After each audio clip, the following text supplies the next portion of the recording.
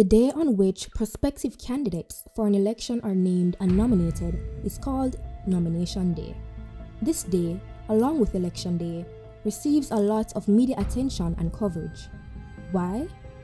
It is in the interest of the public to know who the various candidates are, so they can form opinions on the capability and worthiness as nominees.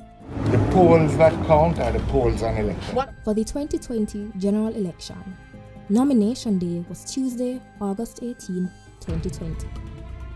As a part of the election season, Nomination Day was filled with excitement and celebration from the supporters of the JLP and PNP. But what about the pandemic? During the festivities, there seemed to be little concern for the COVID-19 pandemic, as there was no strict enforcement of the 6 feet social distancing and mask wearing. In Jamaica, there's a party, and the whole party. After Nomination Day, there was a noticeable increase in COVID-19 cases, with 98 new positive tests. To an ordinary observer, it would seem that the protocols put in place were disregarded in an effort to maximize campaigning.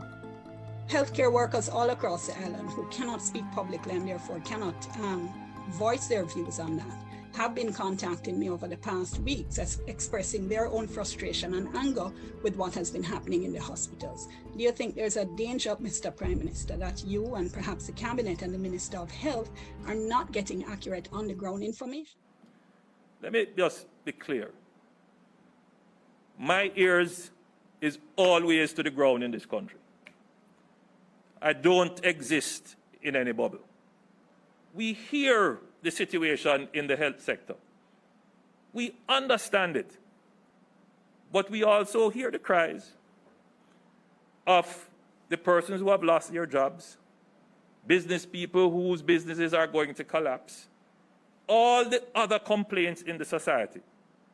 And we have to balance them.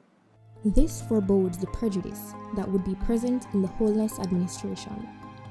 On numerous occasions, the DRMA seemed to not apply to tourists or politicians, yet they have been the measuring stick for common people. I know a number of you are disappointed. I've disappointed my family, my constituency, my Prime Minister, and my country. And for that, I am sorry. Floyd Green has returned to the executive as Minister without portfolio in the office of the Prime Minister. In an effort to connect with the electorate, mostly the younger generation, many politicians used popular songs by popular artists called dubs. Dubwise Festival says dubs consist predominantly of instrumental remixes of existing recordings and is achieved by significantly manipulating and reshaping the recordings. In the case of politicians, the original recordings are reshaped to endorse their political messages. They also use dubs to attract attention to themselves and their campaign. Along with the dubs from the popular acts and their support, the respective parties or candidates also gain the support of their fan base. When it comes to a brand of shoes, no international brand has roots in Jamaica quite like Clark's. These shoes have become more than just shoes. They have been immortalized in our music.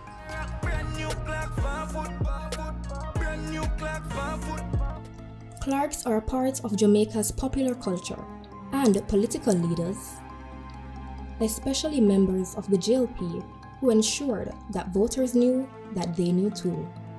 This is another tactic used to show their relatability as politicians.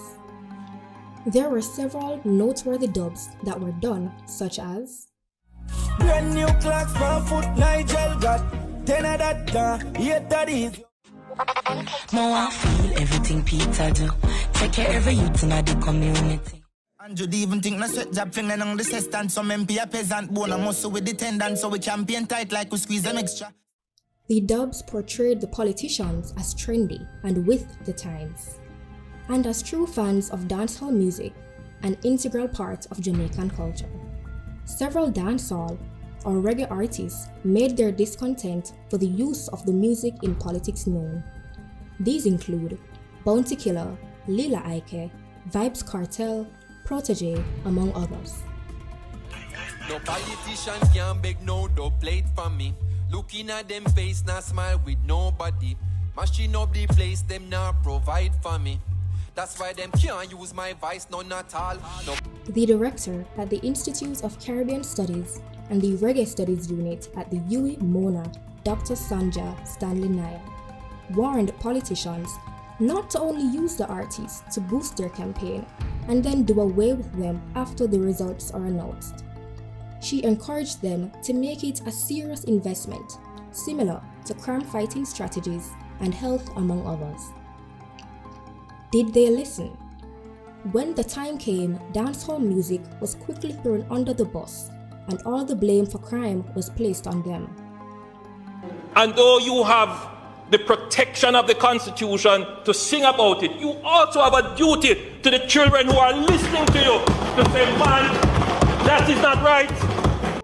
During the election, people rallied around the parties because of the music and as a result of the media coverage. It came across as though the government discarded the people after they gave them what they wanted: victory.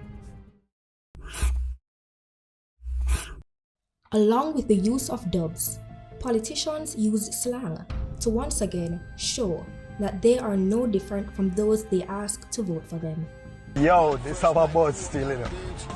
This is a testament to the fact that the candidates themselves also used social media to know what was trending versus what was not, so they could appeal to their target audience.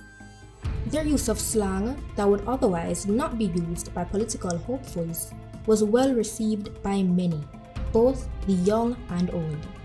Bro, God is just a way of greeting a friend, you know, like a close friend, virgin or whatsoever. Multiple media and cultural experts have agreed that while music has always been a part of the political campaigns due to its cultural significance, this election saw the largest occurrence of the localization of social media due to the COVID-19 pandemic and the intensified significance of social media at this time in the 21st century. As the political fanfare continued, the JLP was dominating the airwaves and social media platforms with countless dubs. There were paid advertisements through posts on several Instagram pages such as Tropics, Six Wave, and others as a part of campaigning. While there were other candidates who used these platforms, none gained as much media traction and following as the JLP and its leader.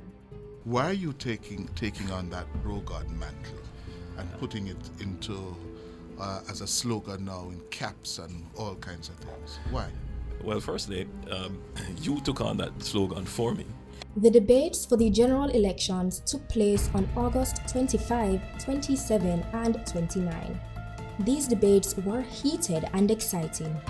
The first debate on social issues of 3 debates garnered the attention of the youths of the nation and many social media users, as there were many verbal attacks and jabs by both political parties. And these were the highlights on many social media platforms, instead of the topical social issues that were discussed in the debate. I think we just discovered why the Minister of Health has done so badly with dengue and now COVID. Perhaps some marketing of, well, let's not go there. But you directed in your rebuttal assertions. The financial debate on the 27th saw the grown and mature politicians making pop culture references. When they're finished taxing the Jamaican people to finance their $100 billion of expenditure, all of Jamaicans will be left with a little bit of money. While it was good to see that they are somewhat relatable to the average person, at times it felt as though they forgot the real purpose for the election and the campaign. A showcase of the power of media. Is it politics for comedy or comedy for politics?